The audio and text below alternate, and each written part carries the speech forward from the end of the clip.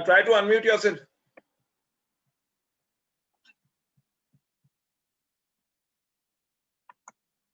Yeah. Yes, thank you. Yeah. So good afternoon, everyone. And these virtual platforms take you on a different level, be that as it may be a court or this thing. Right now, I have a case. Therefore, right now, I'm also dressed up as a lawyer. But be that as it may, one of the hallmarks for anything is that if you design something which has to go live on the Facebook as well as on the platform, you have to be punctual. And that's what Mr. Hola said, that if you have to succeed in life, you have to show the punctuality for any event.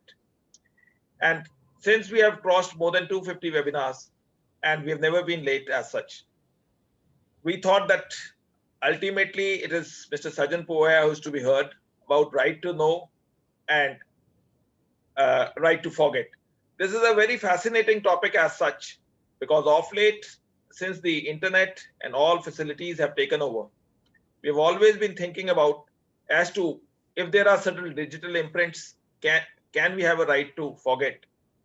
And with the flux of the Right to Information Act, there are certain informations which we intend and we can ask for, which the government in the normal parlance, except for the provisions where there are exceptions under Section 8 of the Right to Information Act 2005.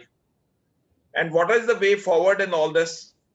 For this particular aspects, we thought, why not ask a person who, while being in academics, he was a gold medalist, and as a lawyer, what he speaks for while representing such firms, they say it is as an ounce of a gold, which people believe, and the judicial setup also believes that what he is giving a way forward to the life would be a thing to be looked forward.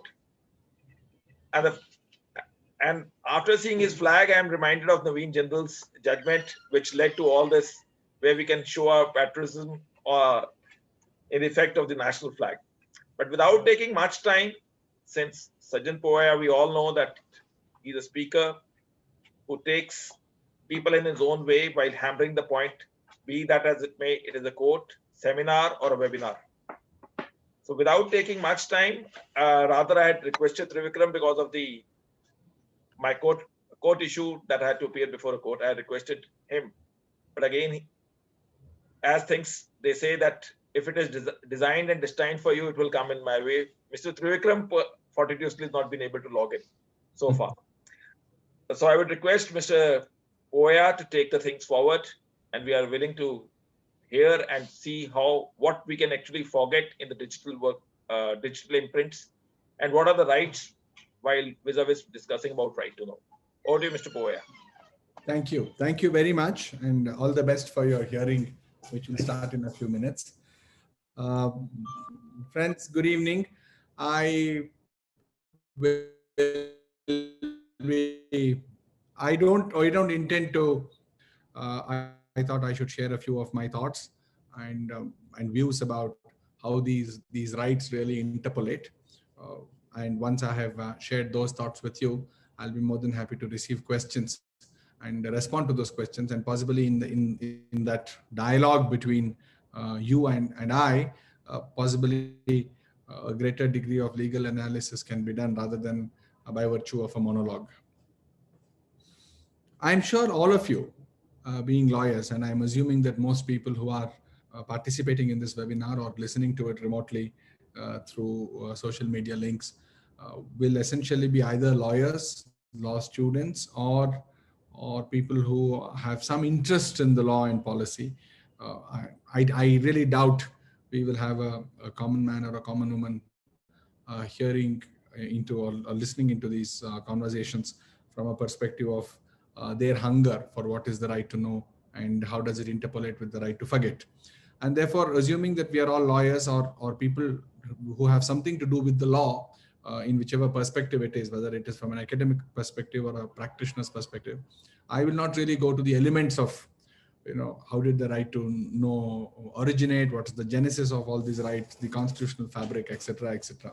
I will go with the assumption that those are indicators that are known to the participants of this webinar.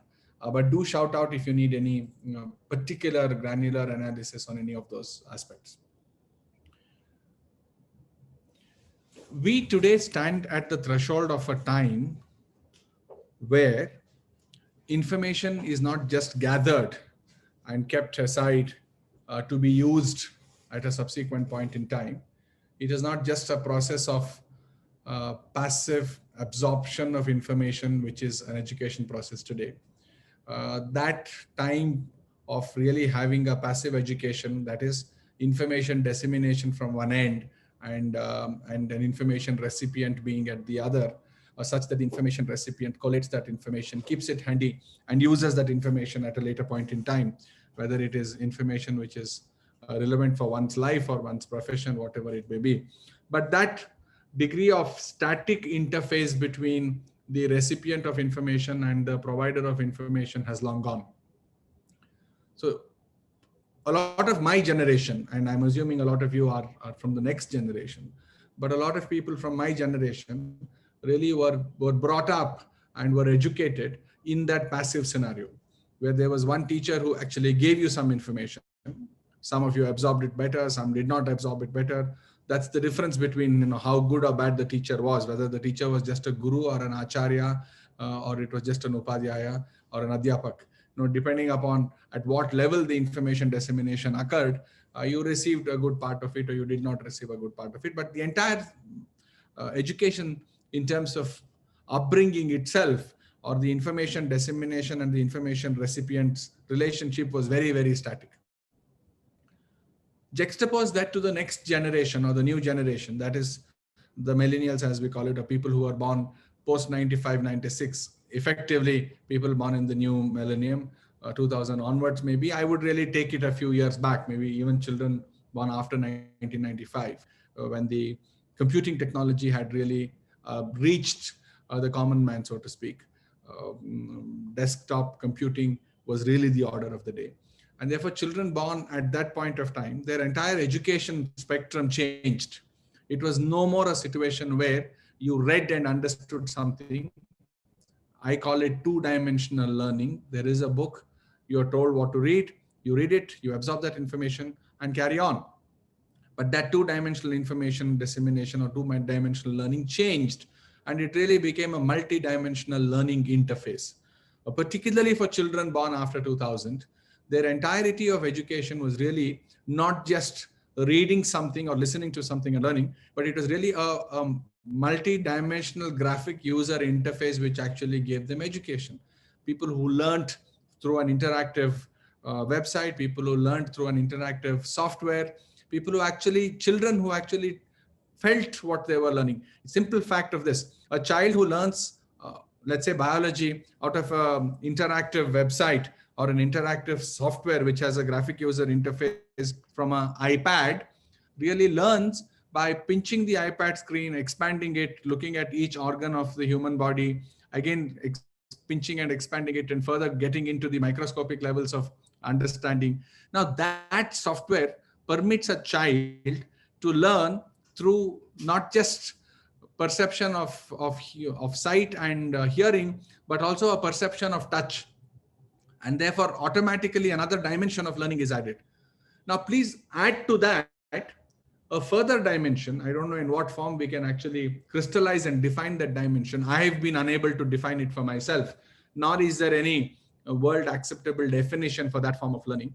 Just imagine the learning which happens not just through a machine interface like a iPad where you touch, pinch, expand what you're seeing, learn, compute with it, play with it, interact with it, and then continue learning. But just look at a learning process which is further multidimensional when it comes to learning through social media.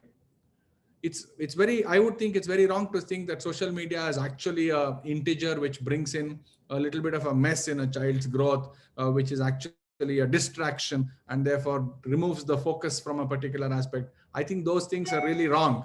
You look at social media from a negative perspective when you look at it as a distraction.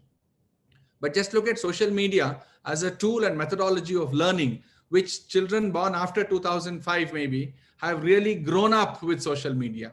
Their knowledge gathering has occurred more with social media. Their information dissemination has occurred from information. the recipient of information and the giver of information have used social media. From that perspective, their methodology of learning has been multidimensional.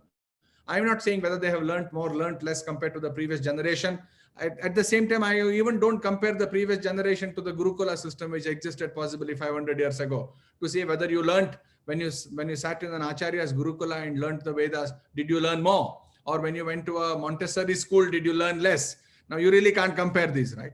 Similarly, you can't really compare what our schooling was from a physical brick and mortar schooling structure with a two-dimensional book and a teacher telling you which pages to read, to a multi-dimensional learning experience through social media, graphic user interfaces, computing technology being brought to the table. For a child born, let us say, after 2005, today that child is 15 or 16 years old, a teenager. A child born in 2002 is 18 years old. That child really is no more a child. He's an adult in the law. That child or that young person has the right to decide the destiny of this country, vote and decide who the prime minister will be, or vote and decide who the governance of his or her particular state must be handed over to. Now, they are people who are born with social media. They are people who have grown up with social media. And I don't think we, the previous generation, even understand the manifestation of how that social media has changed the methodology of the thought process in terms of that child. Now, juxtaposed to that, this whole concept of right to information, and look at the spectrum at the other end on the right to be forgotten. I say so because I think comparing it to our lives makes it a little more easy for us to analyze it.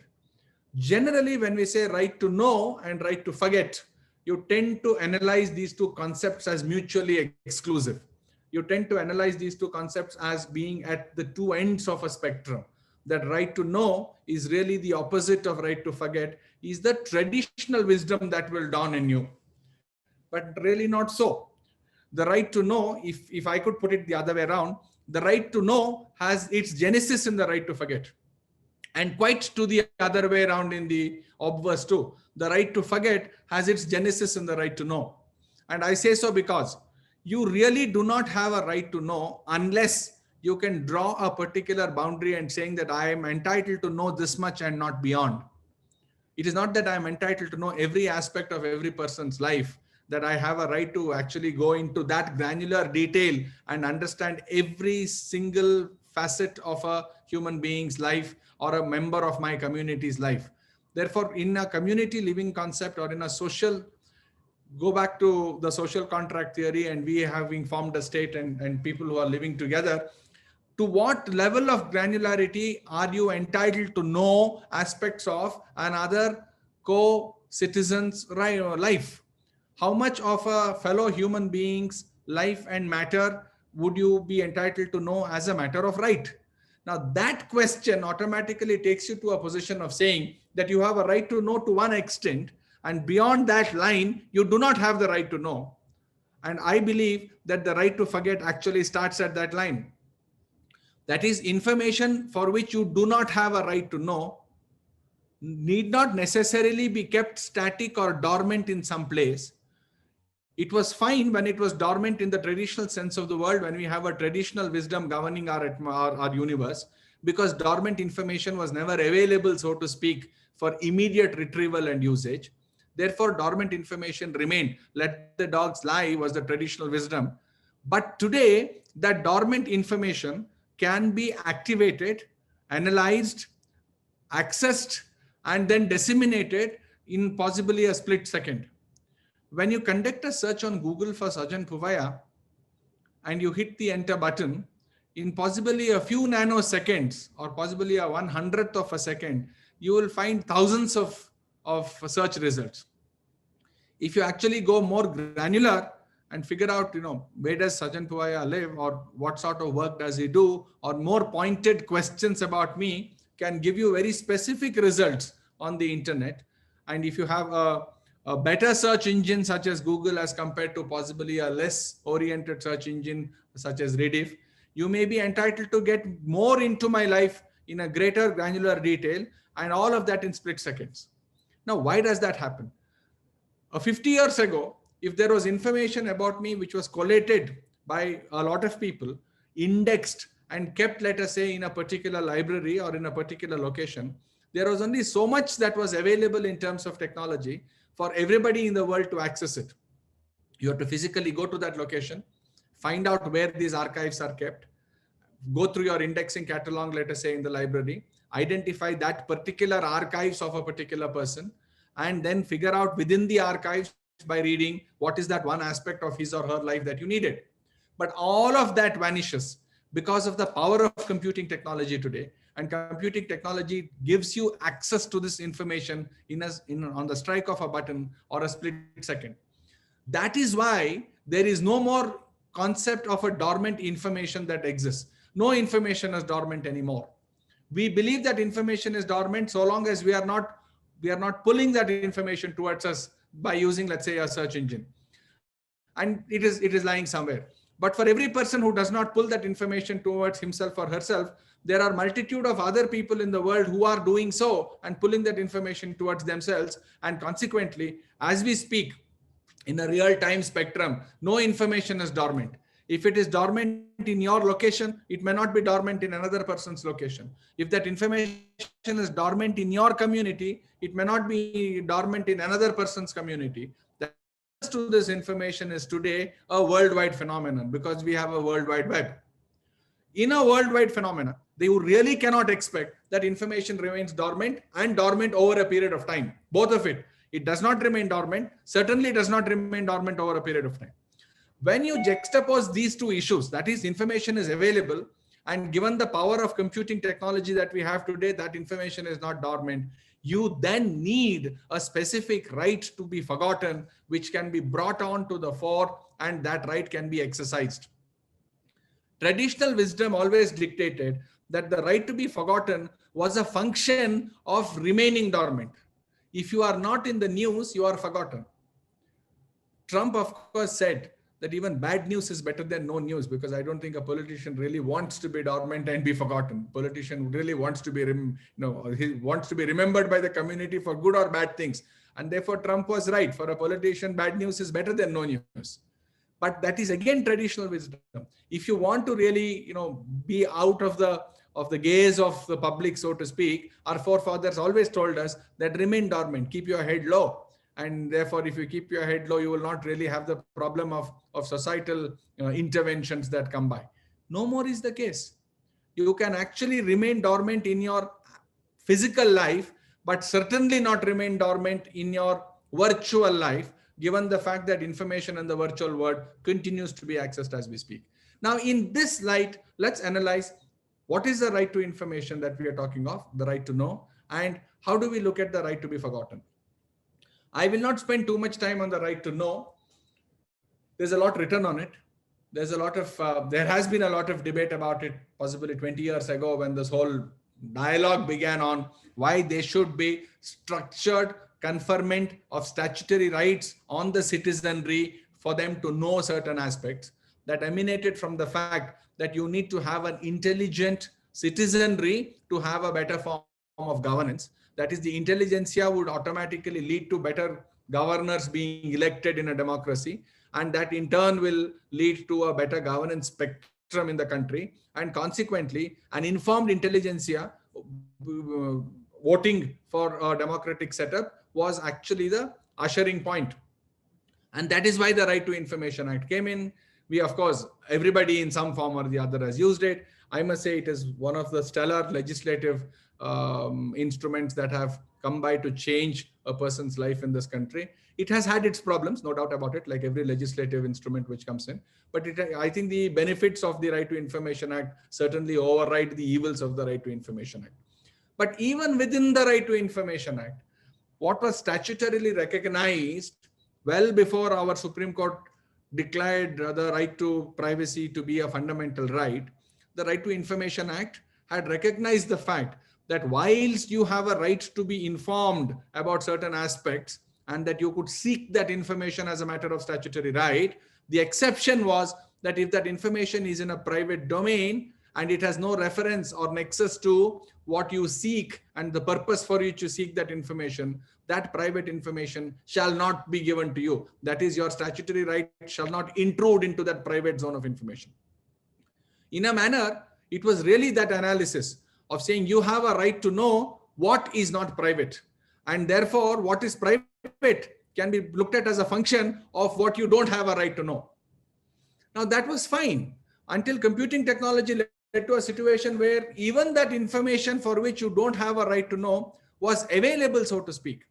Now, you may ask me the question, if it was always available, what was the problem? Let me take an example again. In general parlance, when we debate about these aspects in terms of concepts in law, they feel and look very abstract. But when you look at it in terms of individual practice as to how it touches upon a common man's life, it is so real.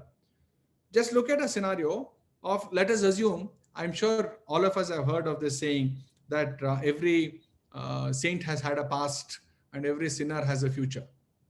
Now let's look at the same thing. If a saint has had a past, and despite a very gory past, the person has gone on and achieved higher thresholds of learning and turned out saintly in terms of a man's life.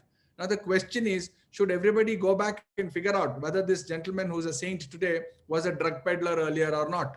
Is that information even relevant? Number one. Number two, let's take an example closer home. We believe as lawyers that there is a correctional mechanism in the law.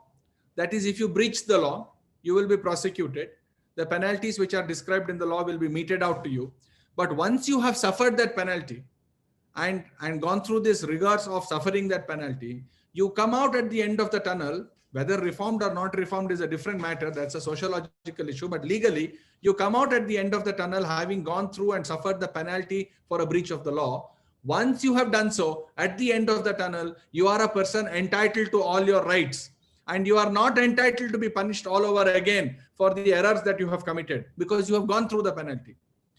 Now, if that is the case, a hypothetical example, let's assume that a lawyer of great eminence today, a hypothetical character, a fictional character, a lawyer of great eminence today in the country who has a fantastic practice, let us say, on free speech and human rights lawyering, who has been doing stellar work for the community in terms of ushering newer rights and then making it available to the common man in this country. Now, if that lawyer, let us say, when he or she was in college, was involved in a incident of drug abuse, and let us say that lawyer was actually caught when he was in college, he was punished, he went through the rigors of the law, he suffered imprisonment, let us say, for 6 months, came out, regretted the fact that these issues had occurred, went on to finish his law degree, joined the bar, behaved himself in a manner of impeccable nature, became an outstanding counsel, and today contributes vigorously to the development and march of the law. If such is a situation, the question is somebody today entitled to go back to his past and pull out that information so that he was involved in a drug abuse case, let us say 30 years down the line, or 30 years ago, or 40 years ago? Traditionally, if this incident had occurred, let us say in the 1900s, the newspapers possibly in the location would have carried that news saying that university student was caught doing ABC. He would have gone through the penalties, suffered the prosecution, and the newspaper would have gotten into its archives. And 10, 20 years down the line, nobody is aware of that newspaper archive. Nobody is aware of that incident. The man goes on to achieve greater things and everybody respects him in the society.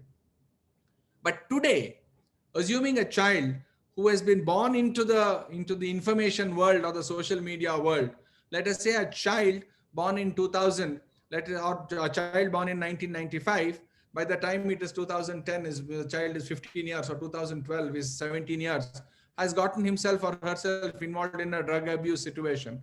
And therefore that information about that child's conduct has been all over social media. And then the child goes on, suffers the consequences for it. Let us assume that there is some amount of punishment meted out, suffers the consequence for it, but gets on and gets out with flying colors from the university and lands up as a young lawyer. Then the question is, if that young citizen of the country today who is enrolled as a lawyer, let us say in 2021, does that person have the right to ensure that the information about his or her drug abuse situation 20 years ago is not available on the social media platform? And why do I ask that question? I ask this question because let us assume that it was me. Every time my name is Googled, every time on a search engine, my name is put in for information to be accessed about what I am not doing, the posts which are available in social media platforms will get thrown up. They will get thrown up at the split second. They will actually be available for the whole world to see. And therefore, what is seen is not Sajan Puaya of today. What is seen on, let us say, online search engine is Sajan Puaya, who is actually boxed and docketed in a particular manner. A Sajan Puaya who is indexed in a particular form. He's indexed with his historical references. He's indexed with his personal achievements. He's indexed with his past prejudices for which he has already suffered the consequences of the law. But despite that, there is a portrayal in the form of actually creating a docket on this human being and sharing the docket to the world. Therefore, dissemination of information does not happen in packets. This dissemination of information happens in a manner that there is a rational or irrational characterization of that person. And that characterization contains incidents which have occurred decades ago for which a person has suffered the consequence. And that is exactly why this young human being who has now become a lawyer will have the right to have that particular information for which he has already paid the price in terms of his life and the consequences of the law removed from public memory, removed from indexation, removed from docketization, and removed from a scenario where he shall nor she shall not be profiled based on that information. Now, how does that removal happen? Again, the traditional wisdom in the law was this. For information to be removed, it must be removed at the hands of somebody who has published or somebody who has control over that information.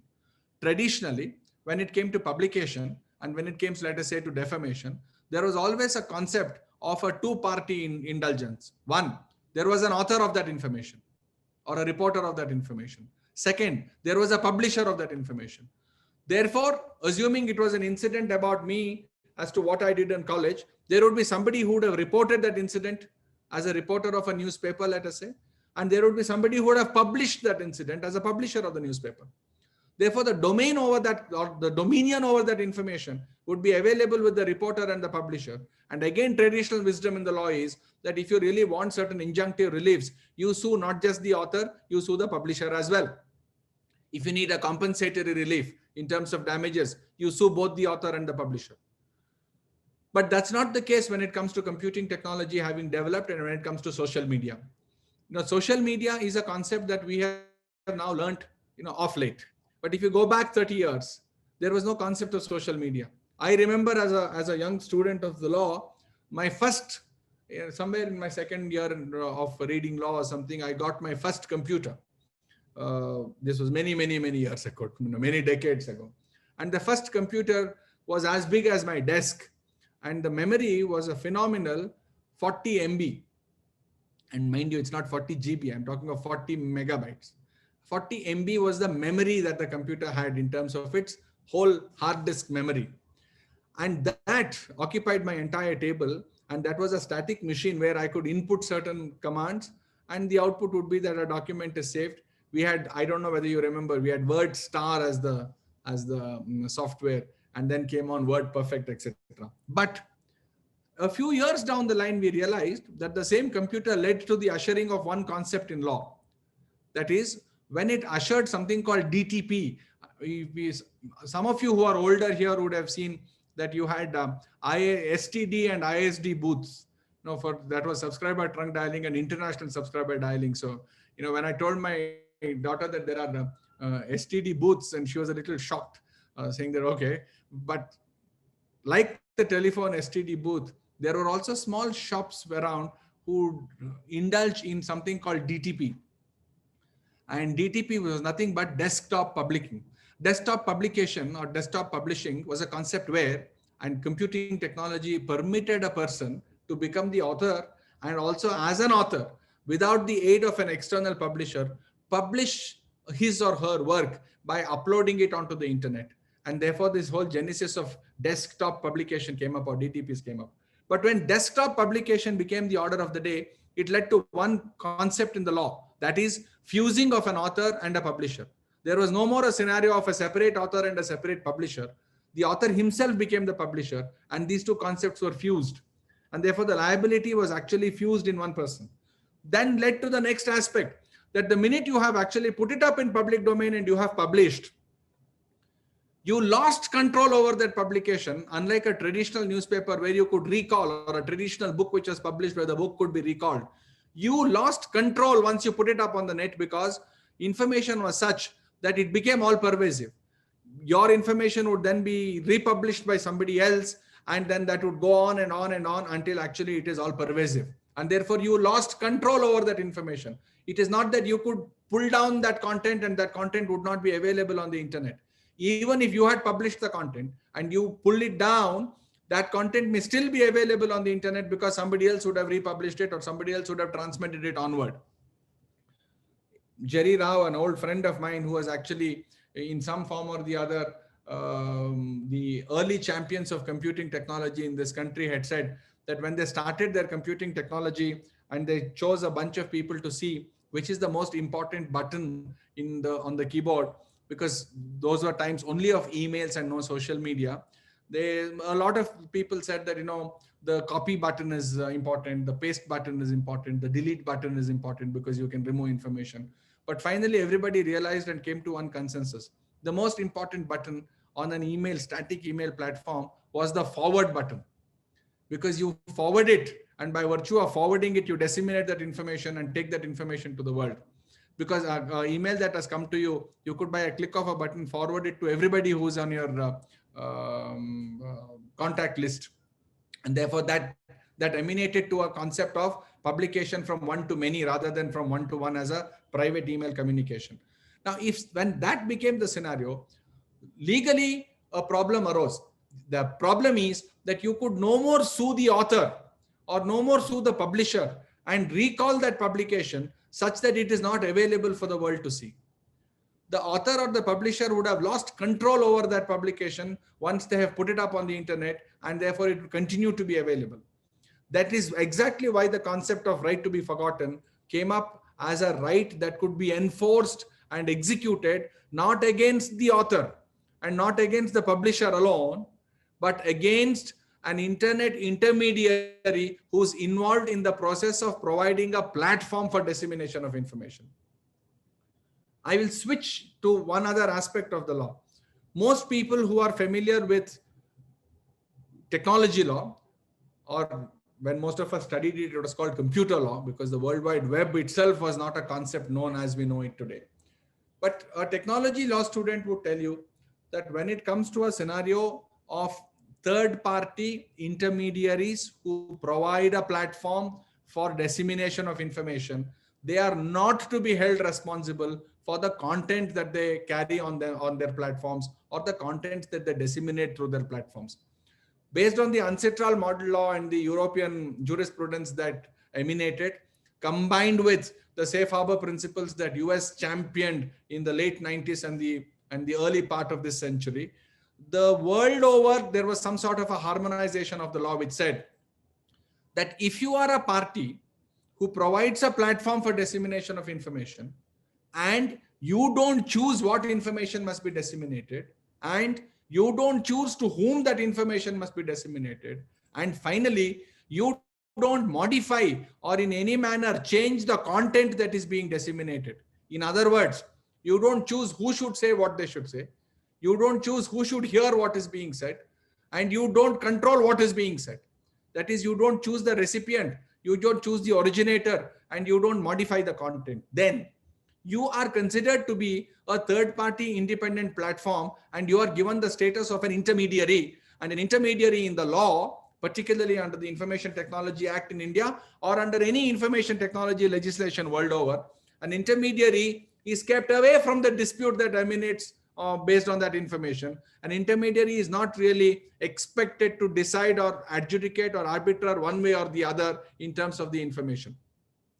And of course, in India, the crystallization of the law happened in Shreya Singhal, and post that we now have, of course, as a sequitur to Shreya Singhal, we have Vishaka, that is Vishaka versus Vishaka Industries versus Google, and Shreya Singhal, of course, is today off-quoted locus classicus kind of a judgment.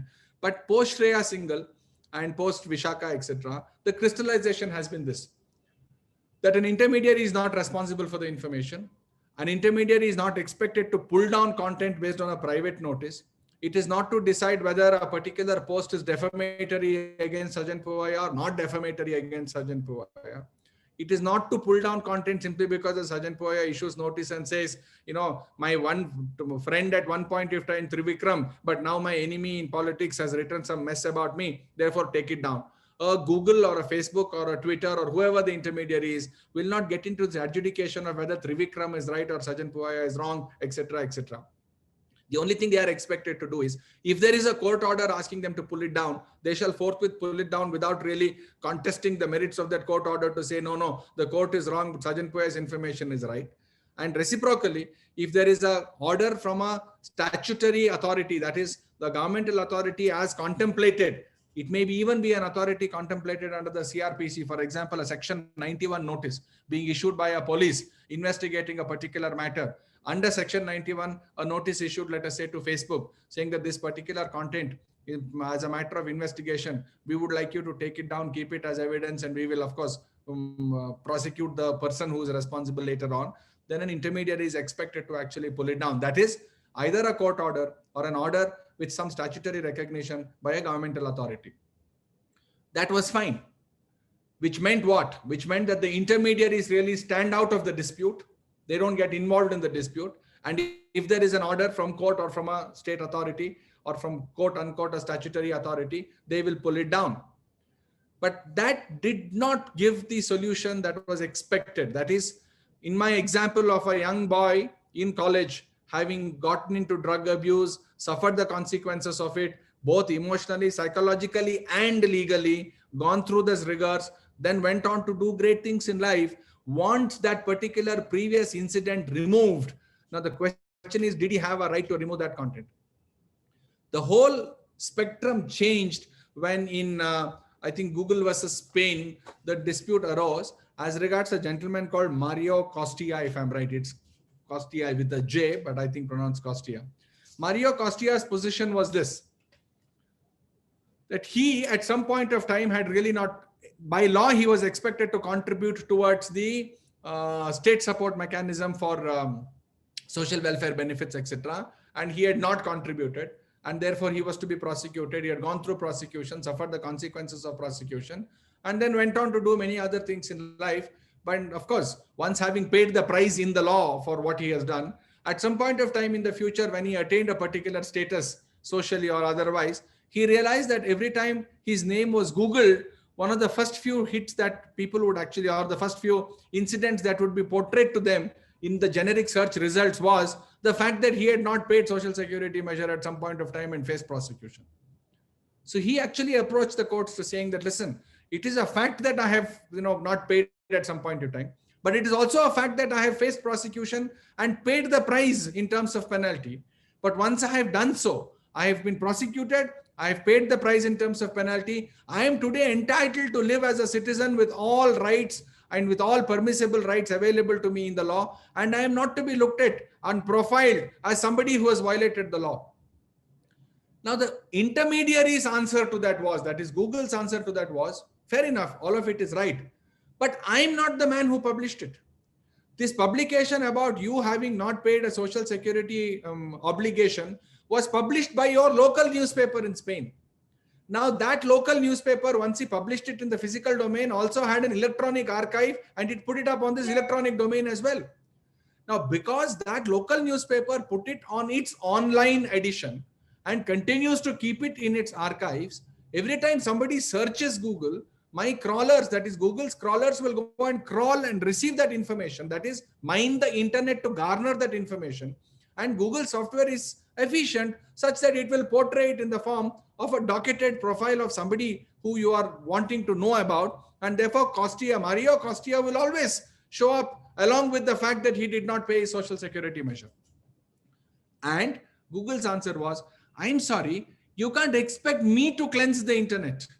The internet will contain all evils and it will only have the reflections of all evils that are available in society. If information is otherwise available on a platform, all that I do is to index that platform, Therefore, if you want the information removed, you please sue the newspaper and remove that information. If the newspaper removes the information from its digital archives, automatically it will not show on a social media platform or on a search engine, so to speak. More than a social media platform, specifically on a search engine. Now, the answer to that, in the light of what I have told you earlier, as to how intrusive it will be in terms of profiling a person based on his previous incidents, which have no material ramifications or requirement in terms of publication today, will lead to a situation where you are breaching his or her right to privacy. The courts ultimately, which is the highest court of the land for the European community, ultimately held that it is not a situation where only the newspaper will be called upon to take it down, etc. On the contrary, the court said, the newspaper, in maintaining a digital archive of its past publication, has a legitimate interest to continue to keep this information, because the newspaper is not republishing it all over again. The newspaper is simply saying that in 1954, I published this information. Today, I have it as my archive. However, when a search engine collates it and puts it up, it is the search engine which is actually providing this profile of a person, and the search engine has no legitimate interest in showing this profile. Therefore, the search engine was directed to remove all links and ensure that on its platforms, this information which is otherwise not required to be presented today is not presented. In other words, Google was asked to forget this information, forget that information from its crawlers, forget the information from its index, forget this information from the page that it will portray to you when you search for Maria Costea. And then such was the scenario where legally the right to be forgotten was born. And I must tell you, friends, India has been in the foremost threshold of this jurisprudence of late. We have multiple cases in India. I will, of course, not take specific case for analysis, etc. That may be maybe another day, another session, etc. But being led by the Delhi High Court, many high courts in this country have passed orders for removal of information pertaining to particular people or removal of information pertaining to particular aspects of a person's life, and directed search engines, directed social media entities to pull down that content on the basis that there is in the country today an interface between the right to privacy and the right to be forgotten. I wish we had more time. There is a larger debate that can actually go on, and a jurisprudential analysis between K.S. Puttaswamy, that is, I'm talking of Puttaswamy 1 on the privacy Puttaswamy, not the Aadhaar Puttaswamy, between what K.S. Puttaswamy versus the Union of India has declared in terms of various judgments. The judgment authored by the opinion of Justice Chandrachud, the opinion of Justice Sanjay Kishan Kaul, the opinion of Justice Bobde as he then was, the opinion of Justice Chalameshwar, in particularly the opinions of Justice Chandrachud and Justice Sanjay Kishan Kaul, have a lot to do with informational privacy and as to how the collation of information leads to profiling, and why informational privacy is a paramount manifestation when it comes to privacy as a right predicated on dignity. And that juxtaposed to the right to be forgotten is a brilliant analysis. If you look at Maria Costea, which is in 2014, the European court which indicated, and compare it to a few paragraphs of Justice Chandrachud and Justice Sanjay Kishan Kaul's opinion in Puttaswamy, you will find how this entire thing can actually interpolates in such a manner that today, for an Indian, and more so an Indian citizen, the right to be forgotten is ingrained from a constitutional perspective and as an enforceable right. Unfortunately, and I will end by saying this, unfortunately, although our jurisprudence has developed so much to crystallize the right to be forgotten as one of the preeminent rights available to us in this country, very, very few people exercise that right and approach a court to ensure that there is some amount of cleansing when it comes to profiling on the internet. I'll stop with an example. All of us at some point of time or the other in our lives as law students have heard of the MMS controversy which happened in Delhi. There were some children who were caught, and there was some act which was recorded, which went on to be sold, I think, for money on Bazi as a platform. There were criminal prosecutions on the intermediary, and that led to, of course, multiple decisions. Anita Hada, etc., saying that you cannot prosecute an officer of the company without actually prosecuting the company. A lot of law developed on it. But the one thing we should realize, just imagine the lives of those two children who are caught in that incident and who this MMS clip really went viral.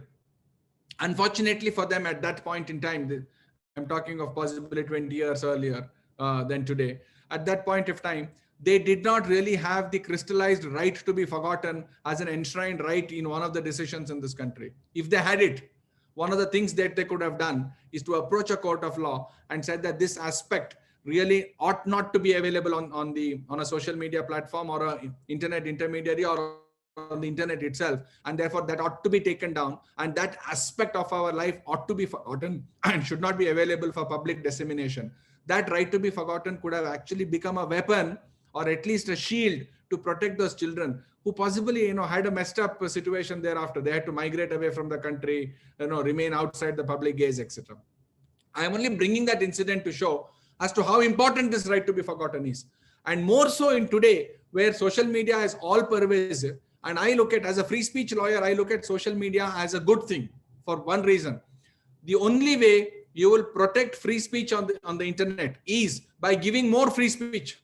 Only free speech on the internet can protect free speech. You cannot put curbs on the internet and protect free speech. You can't turn up and say there is hate speech on the internet, therefore I will take it away. I will put curbs. I will curtail what the internet, what social media entities can do. Speech. Sorry, not. You have to provide unequivocal free speech on the internet. For that free speech to generate a particular debate, to become a marketplace of ideas, the good ideas then trample the bad ideas. The good ideas get acceptance. The bad ideas don't get acceptance. Automatically, there is actually this melting pot of information on the internet, leading to a better interface on the internet or a more mature internet as we go along. Therefore, the recipe for more free speech, for better free speech, is more free speech.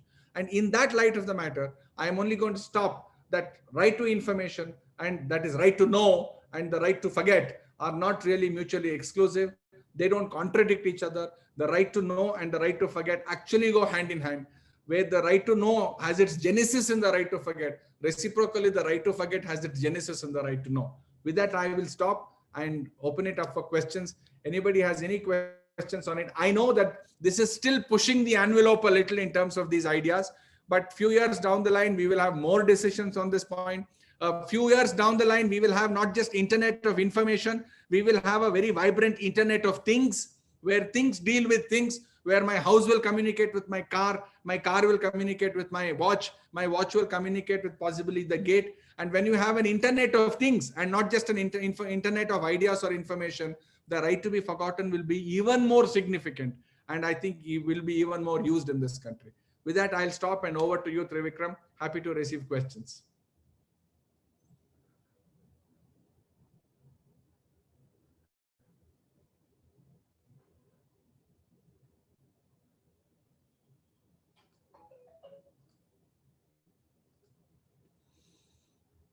I think Trivikram has not been given the right to unmute himself.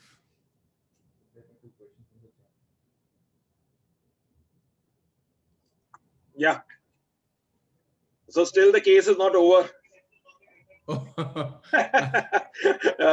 cases still left. You would have won your matter, and you will be hosting tea for all of us out of the fat fees that you have made. No, what can be done is that you come over to Chandigarh. We will host all those who have participated on the Zoom as well as the Facebook. I will host the dinner. Excellent. Thank you. Yeah.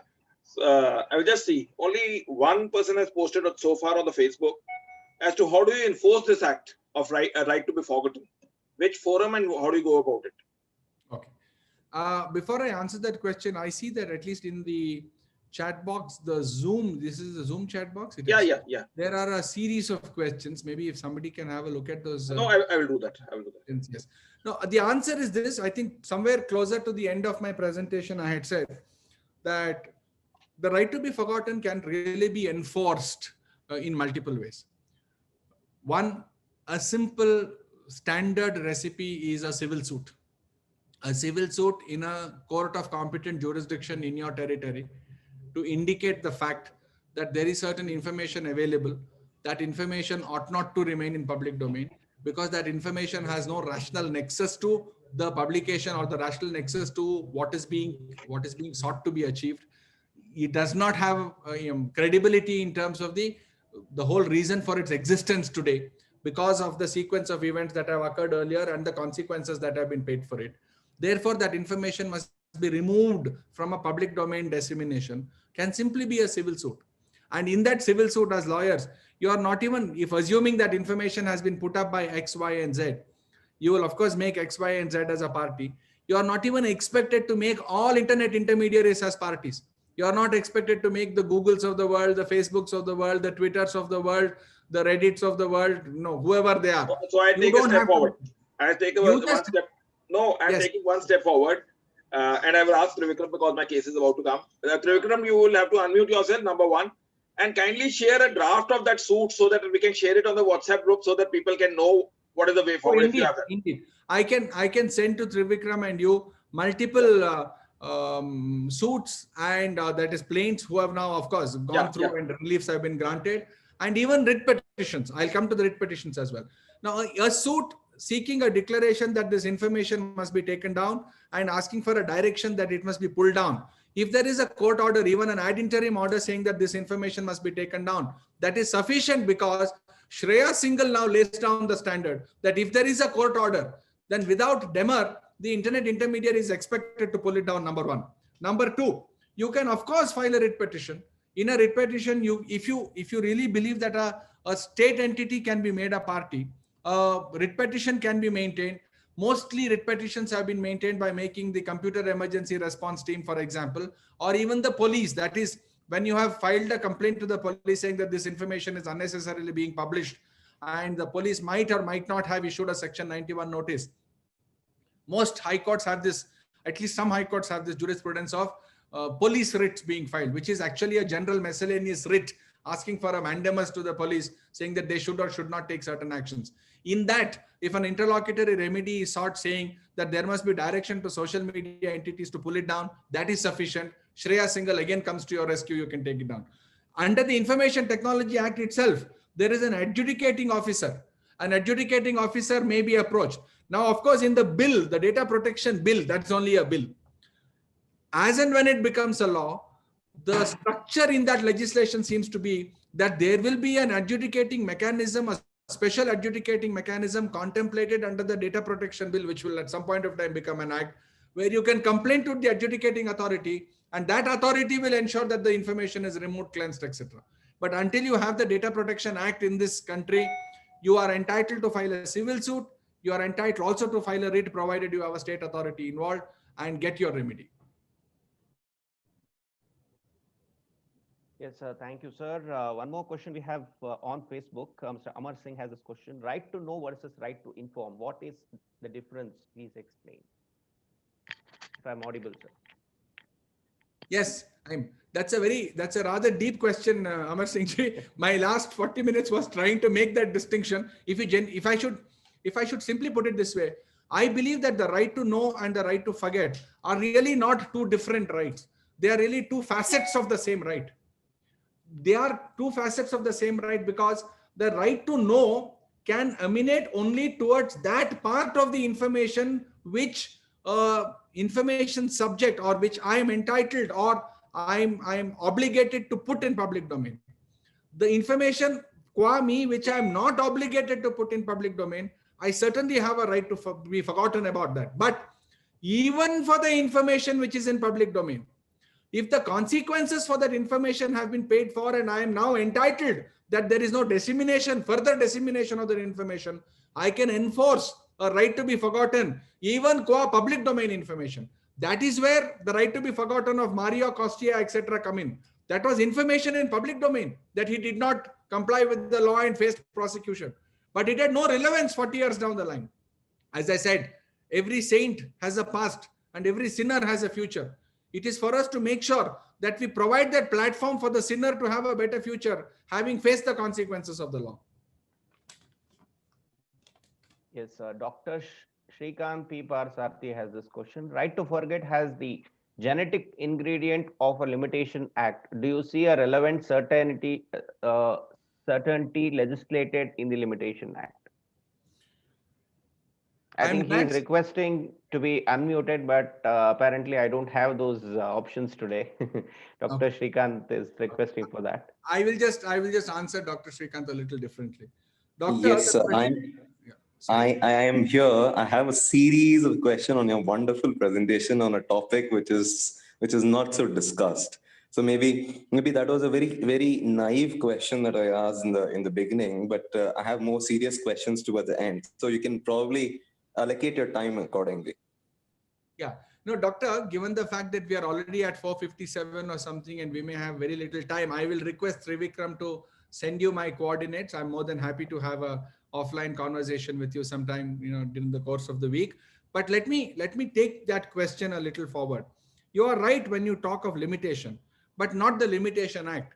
The core theory of this right to be forgotten is purpose limitation when it comes to data dissemination. When it comes to collection of data and collating the data, one rule you should always remember is that there must be purpose limitation. For what purpose are you collecting this data? For what purpose are you processing this data? For what purpose are you publishing this data? It can't be that, for example, if I want to register a house which I buy in Bangalore, in Telangana, there was a legislation, or not even a legislation. I understand if there was a legislation, people would have challenged the validity. By virtue of a government order and some subordinate executive exercise, the Telangana government brought up a rule that if Trivikram wants to register a house that he has bought, he should provide not only his Aadhaar card, he should provide the Aadhaar card of all his family members. He should provide his caste. He should provide his community. Now, therefore, if he has 2 children and a wife, or somebody else, his father-in-law, mother-in-law living in the house, give all their Aadhaar cards. What is the purpose of collecting the caste of a person who wants to register a house? He's a citizen of India. He is paid for that house. He's paying stamp duty. He's paying registration charges, which is exorbitant anyways. And then you want to give me my caste and community. Why? So that the state can profile which caste has more houses and which community has less houses. That is purpose limitation. You need to limit what you will ask. There must be a rational purpose for which you are asking. So purpose limitation becomes the fulcrum of this entire issue of collection of information, collation of information, dissemination of information, and right to be forgotten. And there is no limitation in terms of time limitation, mind you. Information about me, even though it is 50 years old, if it actually comes out from a profiling perspective on the 51st year, I am entitled to enforce my right to be forgotten. The question is, why do you want this information? Number one. Second, if you want it for a rational purpose, for what purpose will you use it? Number two. Number three, even if you use it for a rational purpose, how long will you keep it after you have used it for this purpose? You are to collect only that much of data that is necessary. You must process only that much of data that is necessary for what you want to achieve, and keep it only for as long as it is necessary to achieve that purpose and not anymore. That is the purpose limitation doctrine. More about it, of course, when we speak later. Yes, I must mention there is a note which came from Srinivas saying Telangana High Court has stated rightly so. I know that the matter is sub judice, therefore I'm not going to comment on the merits one way or the other. But as lawyers debating it, I am glad that the Telangana High Court stayed this notification which asked for Aadhaar cards of the entire family members, the caste of the person who is buying the house. Tomorrow they will ask for the breed of the dog that you have in your house. There is no end to profiling and collection of information by the state. I am glad the high courts are doing a fantastic job when it comes to protecting the fundamental rights of citizens, the right to privacy being one fundamental right. Yes, sir. Thank you. If you could accommodate, I'll take up the last question, sir. Yes, please. Yes, please. All right. Though it is slightly deviated, but I would like to mention this. Sir, we see police/media post picture of an offender right after the arrest. How do you see this action in the light of Constitution or any other law? If I have a criminal client after serving his jail term, is it possible to remove the picture from news portals after a court order? Okay. This, yeah, Trivikram, you're right. This is a little off topic, but I will attempt to answer it. And I think it raises, whoever raised this question, thank you. It raises a very, very significant convergence of two philosophies in law. One is the right to privacy and the right to personal autonomy the right to informational privacy, etc. on one side. But the second is the right against prior restraint on the media. That is the right qua censorship.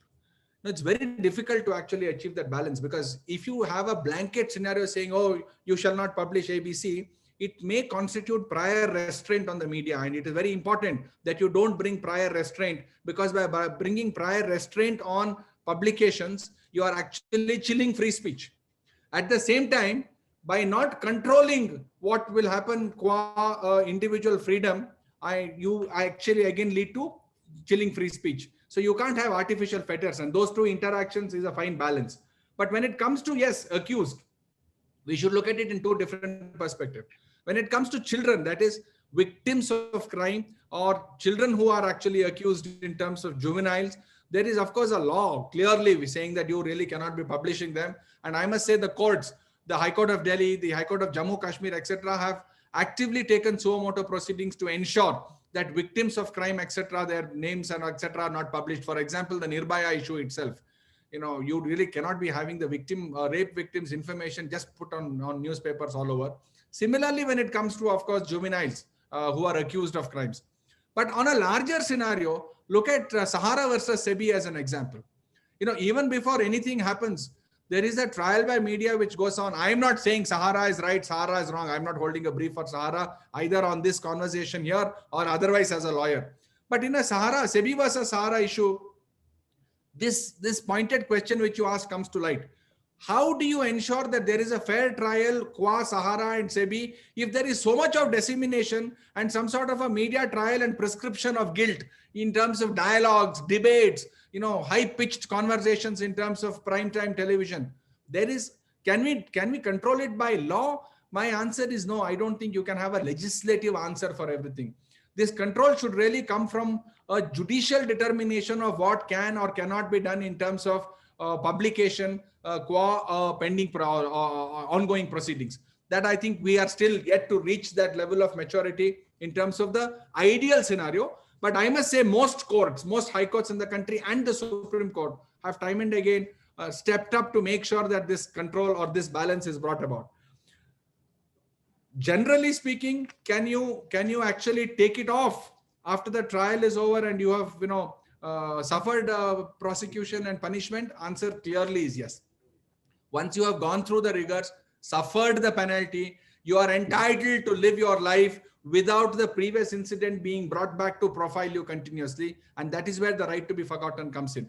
We also had the scenario of Cobra Post, the scenario of entrapment towards certain information being collected and then published, what we call sting operations. In law, it is nothing but an entrapment for collection of information. That's another legal issue which will come up. I don't want to get into it, but Cobra Post in the Delhi High Court was an illustrative example. SEBI versus Sahara is illustrative example.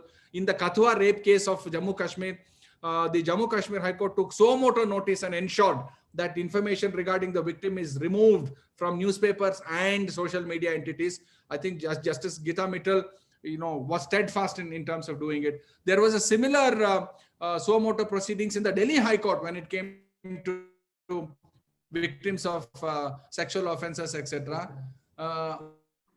Hathras. I'm not being biased on it. I'm just being an independent lawyer. I believe our courts in this country are doing an extraordinary job when it comes to enforcing not just the right to be forgotten, but generally the right to privacy as a whole. And that way we should consider ourselves lucky that we live in an ecosystem in which the judiciary is really doing its best to ensure that this right is enforced. I think with that, we have breached time. We have to end, but I'll be more than happy to receive your questions by email or otherwise, and happy to have an offline conversation with all of you. Before I ask Vikram, I will only just say for tomorrow, the webinar would be Victims as Stakeholders in Criminal Justice System and Their Rights by Justice A.V. Chandrasekhar, a former judge of Karnataka High Court. So do stay connected with us tomorrow at a slightly different time of 4:30 p.m. And after hearing Mr. Sajan Pooya, I would be candid for a few minutes. The mind was in two states of affairs. Just like scales of balance keep on shifting sometimes. So same way the mind had to sometimes switch over to the court and sometimes to this platform. But yes, the way he expressed the judgments, we all knew that Vishakha judgment for the sexual harassment, Posh case, etc. is popular. But how it has, the Vishakha's judgment again carries its popularity, though on a the name seems are the same, but it carries its different connotation and importance. But I can definitely say when Mr. Sajan Poya had given a speech, yes, right to know, we had a knowledge for that. And yes, right to forget, we can't, because he has created an impression within our minds, which will be embedded for all times. So despite the fact that even if he tries to have a gag that we should forget it, I can say with surety that it will not be forgotten, because the way he expressed, it was a different style of expressing. I would ask Trivikram, who was between those two scales of mine, the balancing point to end for the vote of thanks. Right. Thank you so much, Mr. Vikas, for giving me this wonderful opportunity. In fact, I missed out to introduce Mr. Sajan Povaya, but nevertheless, I would like to just mention one thing before I deliver my vote of thanks. Mr. Sajan Povaya is not just a big lawyer. He's a big lawyer with a big heart. Why I say this is during the hour of crisis, he has extended a helping hand to all the brother advocates by contributing 1 crore rupees, all right, to various bar associations. I think that is something which is commendable, and very few people have come forward for that. So he is one among those with a big heart. I think this many people wouldn't be knowing, so I wanted to mention this. Sir, thank you so much for that. Good gesture.